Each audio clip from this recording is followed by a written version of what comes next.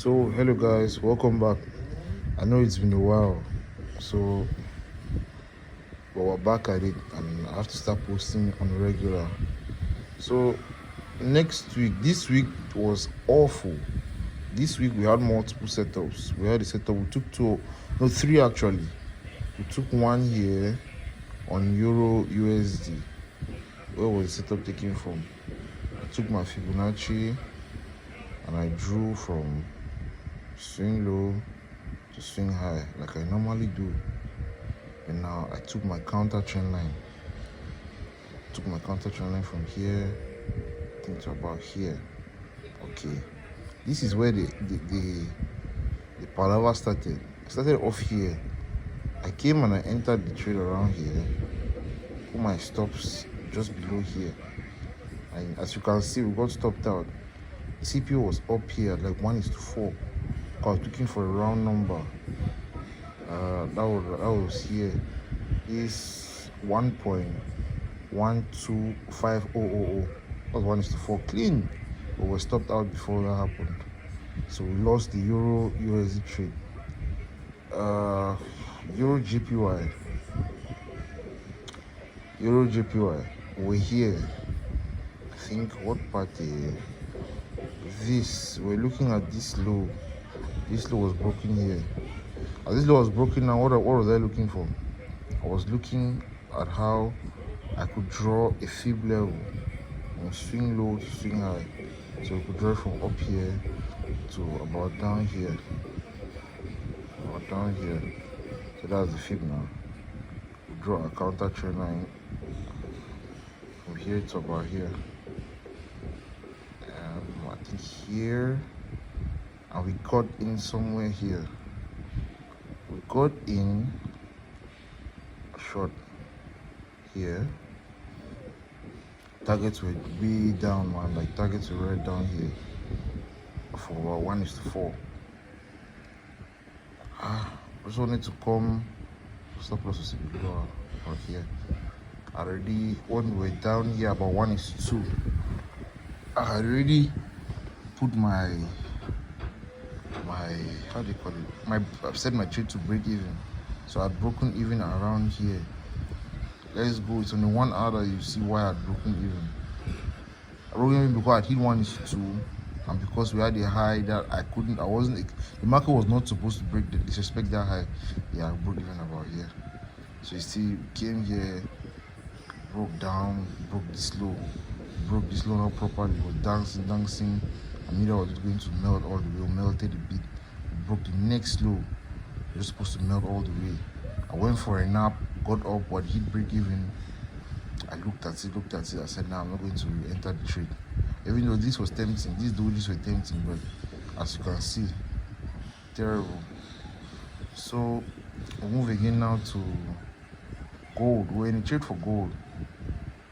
Let's go to the 1 hour. This is the only one that gave us profit. But by this time, I'd lost confidence, especially in my risk. So why did we take this trade for gold? Gold has been on an uptrend since. So as it's been an uptrend now, we broke this high. As we broke this high now, I drew from my swing low to swing high. I lost confidence on gold initially because it came and broke this low. As it broke that low, I doubted. But it broke that low and it didn't continue to form new lower lows. So I just said, okay, let's see what's up. After I lost those 2 trades, by Wednesday, it was there. So by Wednesday, he had already come and given me the signal to enter. So I was about here and I entered the trade now finally here. Because sorry for that, I'm doing a 25k challenge and I'm in heavy drawdown. About 9% drawdown. At the time I was less than that. I was at like 9.5, 9 point something percent drawdown. So this is how I did it. I entered right up here. My stop loss was something crazy like 9,500. So I was going for a 1:1.5. Then now when it hit about 1:1 or 1:1.2, 1:1.1, I closed it. That was yesterday on Thursday. So we're just waiting out to see what's going to happen. So this is just a recap. So I'm going to be doing recaps every week, and I'll try to make videos within the week though. So let's see, US oil, nothing pretty much there, but I'm expecting US oil to bounce back as Trump has put a pause on all tariffs for the next 90 days. So we have 90 days, which is that's 3 months now. So that's this whole quarter. So this quarter we need to get funded that 25k. We need to get funded a 200k from FTMO. We need to get funded another 200k. So we need 500k in capital by the end of these 3 months. So everything is down. It's just that the market is really bizarre. It's really bizarre. But I'm going to take note. So we have US 30. I'm looking at buys on US 30. Gold, I'm looking at buys, but it hasn't yet come back down for a breather for us to buy back. I'm looking at NZD JPY for a sell. It has come to test this level. Once it melts all the way down. So the problem that I realized from this week showed me that smaller risk to rewards are also good. So some trade ideas that we're looking at. I think next week we're going to have a meltdown of price. It might start rejecting from here. I might buy right up to this high, or it might come down. It will draw the Fibonacci level to balance right about here. So let's just delete what we drew previously.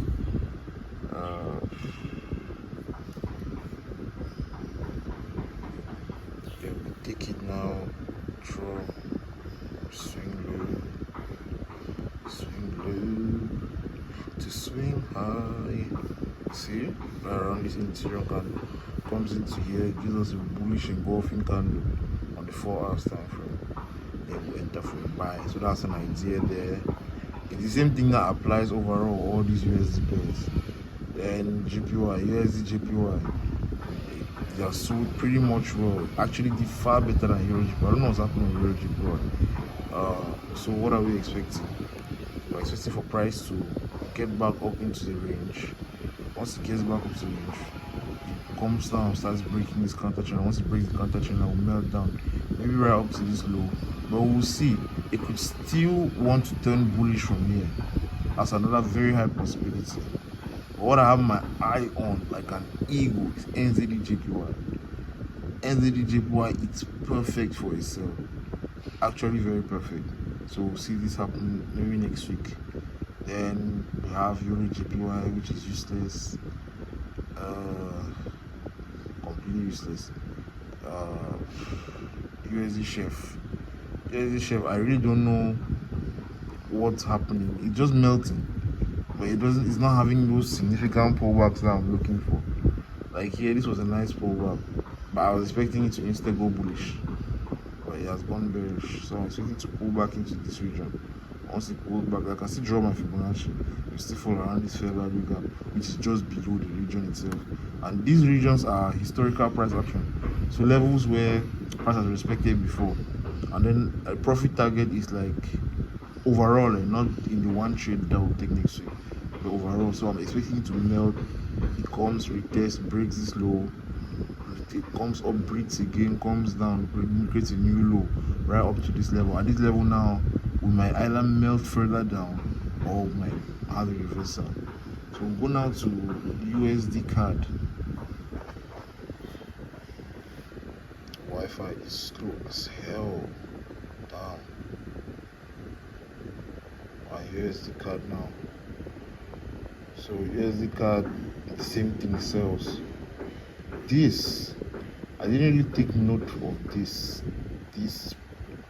I wasn't even analyzing this last week. As I've been having issues with Euro USD and Euro JPY, I just decided to expand on my pairs that I normally trade, expand on them. So this could have taken if I was observing it. And why would you even take it? Because it broke this low, or these lows, broke majority of these lows. So this price action here broke this low, this low, this low, this low. So we are taking a short. Surely would have waited for 4 hour candle close outside of that zone. Then taking my stop loss just a bit above that. And come down now. 1:2. Well, I think 1:2 today. That's how it played out. So my normal risk to reward is supposed to be 1:3, but due to the conditions now, I just take 1:2 just to avoid issues. So that's it pretty much. What again is there? There's gold. Waiting for gold to come back into the region around here. Or here even. It depends what's the price here. We'll see next week. Then the last one should be US oil. US oil, I don't really have any ideas on US oil. But that's all for today. Thank you so much for tuning in. US debt on the zone here. I'm expecting it to buy back. This double bottom is really look at the re-entry into the level. Look at this beautiful bullish engulfing candle which broke this high, brought us into the level. I could still draw a Fibonacci, but it's not actually necessary. Look, we're already inside the fair value gap. We have our historical price action level, which was drawn when it was drawn since oh lord now. It's like since last year. So it's a level that is very good and might hold. So we're just waiting for a bullish engulfing candle out of this zone. And now can long it just a bit above the high. So now my risk to reward now is a bit flexible, but I just prefer now not to take more than 2 risks to reward. So I can do 1:1.5, 1:2, nothing more, because of these bad experiences I've been having. If on Euro JPY, for example, I would have taken 1:2. Let's just look at it together.